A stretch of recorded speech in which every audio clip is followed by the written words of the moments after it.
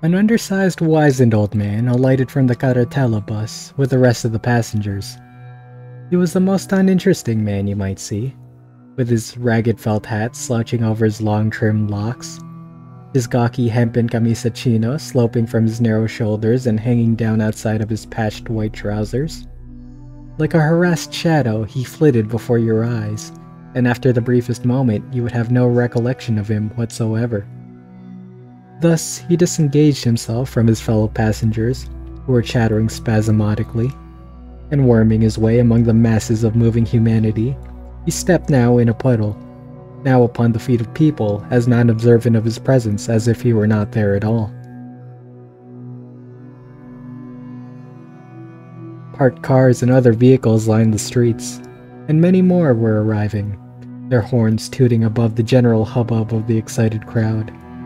This breathing, talking, moving horde of people nearly suffocated him and evoked in him a straining, bittersweet sensation resulting from his instinctive desire to mingle with people, which struggled with his revulsion to and fear of them. For he had lived almost his whole life in the dim seclusion of a hole, where he worked mechanically day in and day out without a thought of time and place, as if he had forgotten that he was surrounded by a world of men. And now he was struggling feebly in a crowd, stimulated by it, but conscious, too, of lurking terrors around him, ready to spring. Slowly, and with the greatest of difficulties, he reached the gates of the Cementerio de Norte, and bought a few candles from a haggard little girl who had run in and out among the crowd, shouting that she was selling candles. Her wretched appearance momentarily aroused his sympathy, but in another moment it was gone. He had become as indifferent to others as he was to his own body.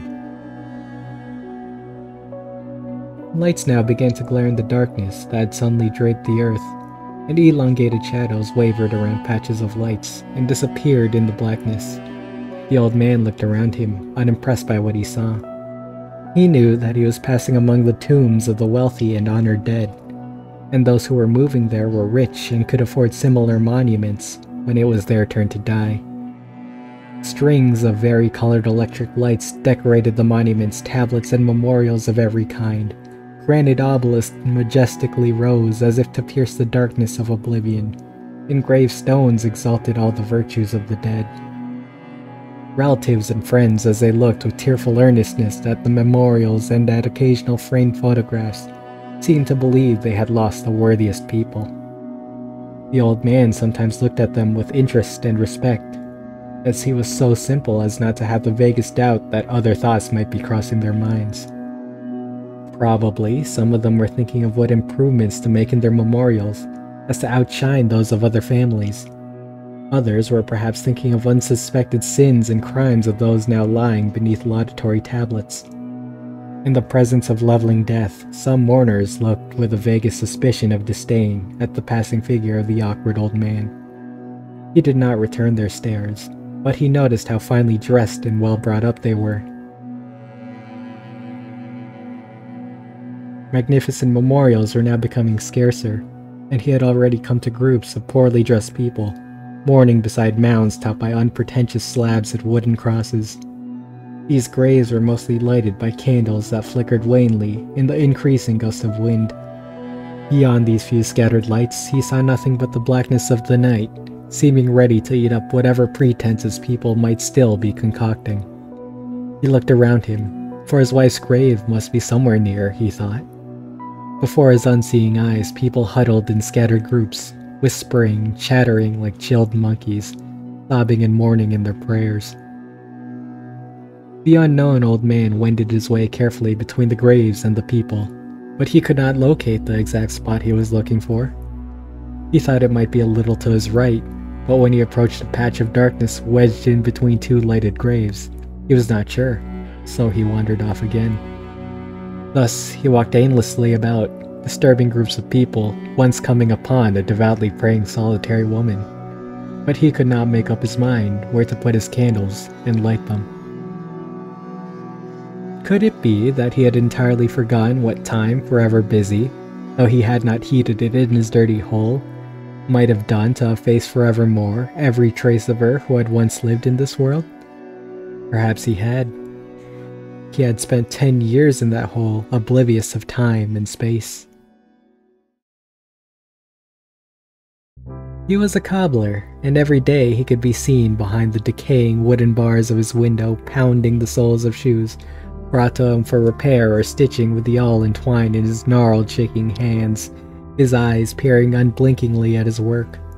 He sat on the only stool in the room, his apron of ancient cloth covering his bony knees, his sunken chest partly covered by a very dirty undershirt. His hair grew thick and matted, and he must have trimmed it himself, and his elfin face, with its perpetual stubble of beard, seemed to not have been washed for ages. If he had entered his hovel, he would have seen what unbelievable surroundings a man may exist in. It was a tiny square room with the earth for a floor. The ceiling was the floor for the room above, covered with soot and cobwebs, so low that even the cobbler could not stand upright. There was no other furniture in the room save for a rotten wooden chest or box upon which the man slept.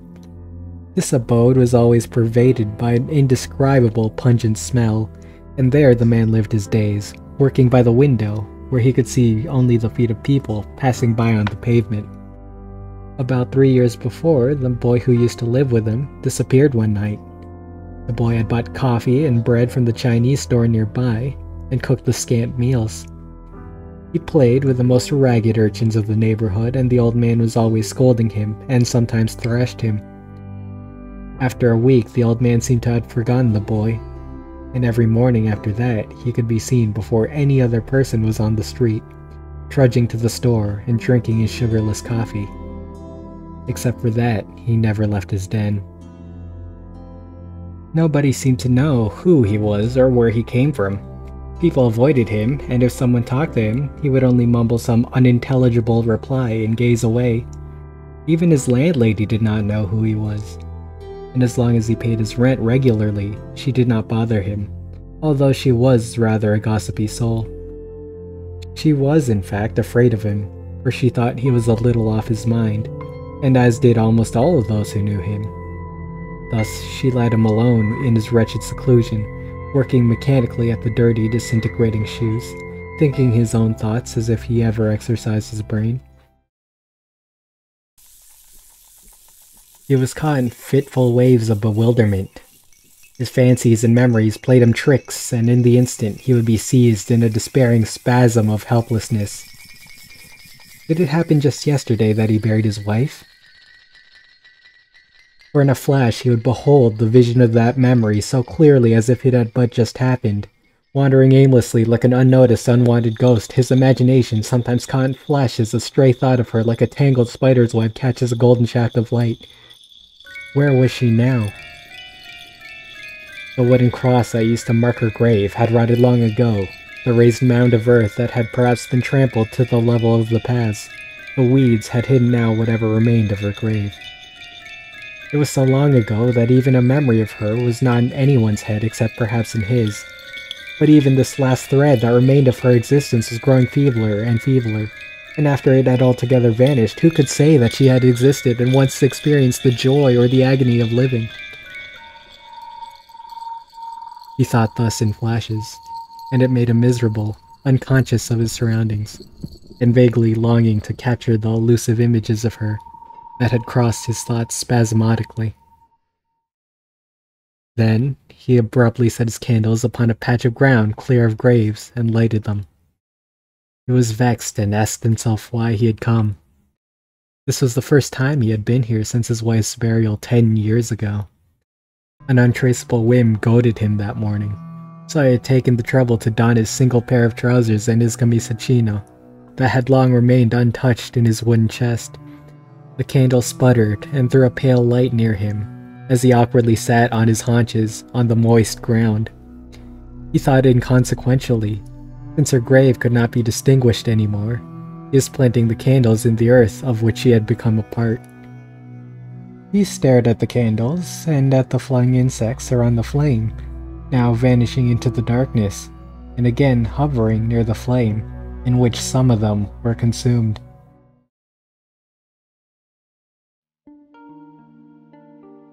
He remembered himself as a middle-aged man sitting on a stool opposite another dirty but muscular fellow. Between them was a very low table where open receptacles for nails, twines, and other materials were placed beside heaps of shaped leather, shoes to be mended, and other odds and ends. He was then working in a shoe repairing shop owned by a miserly Chinese. Even in his 35th year, he had looked old already. His shoulders stooped, and his chest was shrunken because of the unhealthy work and the way he lived. One morning, a very young girl had flown into their shop like a hunted animal. She was an undersized, unhealthy-looking girl, clothed in tatters, and seeing that she had entered into a place full of men, she had lost her hunted look and became very shy.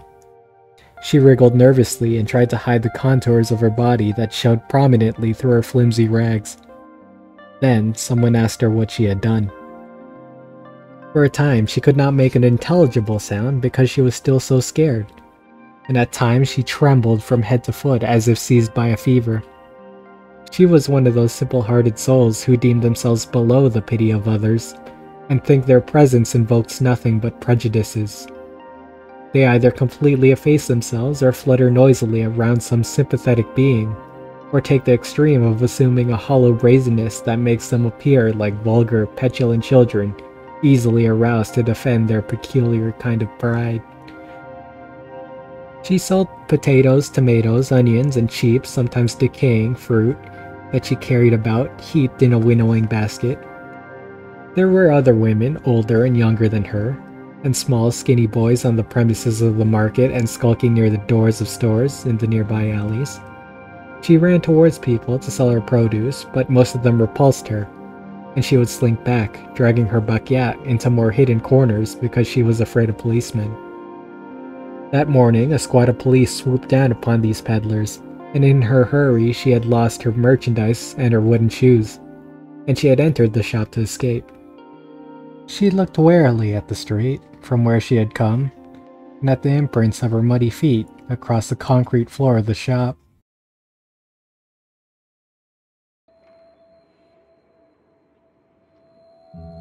His memory faltered a little, and as he looked apathetically at his surroundings, as if watching for a spirit to appear before him, and then at the faintly swaying tongues of flame, he goaded his memory to wield more. Why did her image seem so uncannily clear to him now? He asked himself. He seemed even to see that she had on a dress with small black dots, and that her hands slightly trembled as they fidgeted at her hips.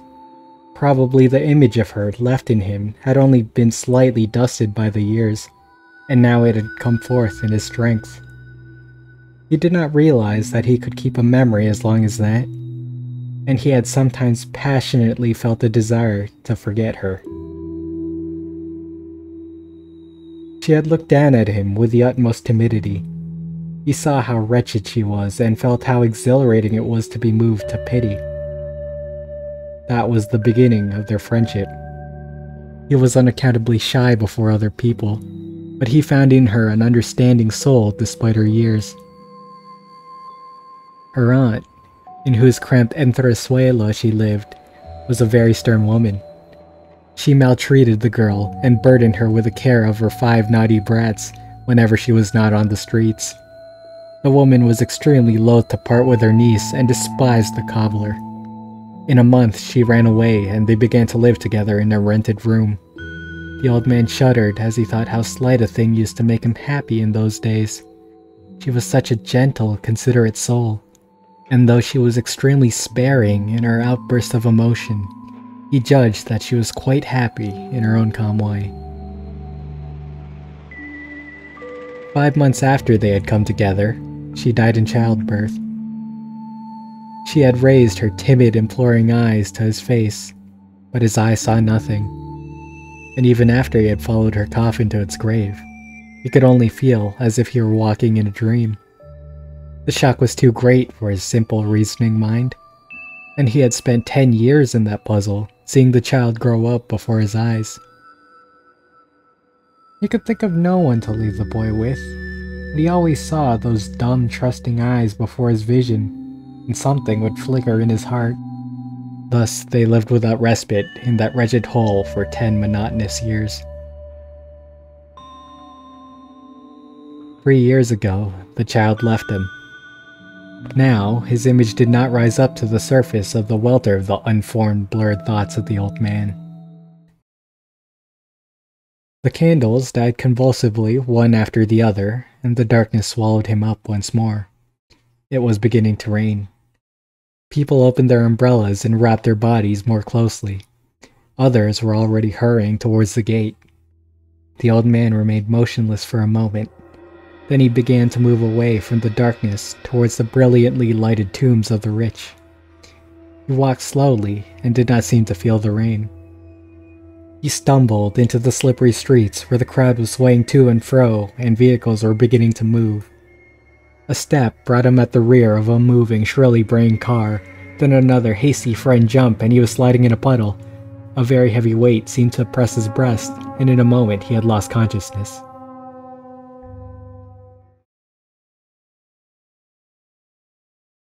When he came to, he saw confusedly many faces peering down at him. He heard indistinct voices, and in another moment he was lifted and deposited in the rear seat of an automobile.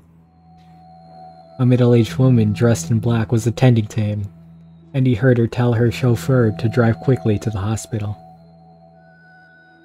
He slightly raised his head and glanced back at the lights of the cemetery. He wondered why there was a crowd intent on seeing him, and why he was in a car beside this woman, but he was too exhausted to think consecutively. Then, a thought struck his fancy. Even death does not level all. Look at those brilliant lights and monuments, and his eyes gazed at the distant bright illumination. But into his vision crept the massive darkness crouching mysteriously around those lighted spaces. Darkness waiting to pounce, as it did upon his dying candles. Slowly, he snatched his straining gaze from those lights, but he still saw the darkness, now advancing steadily and stealthily up to his very presence.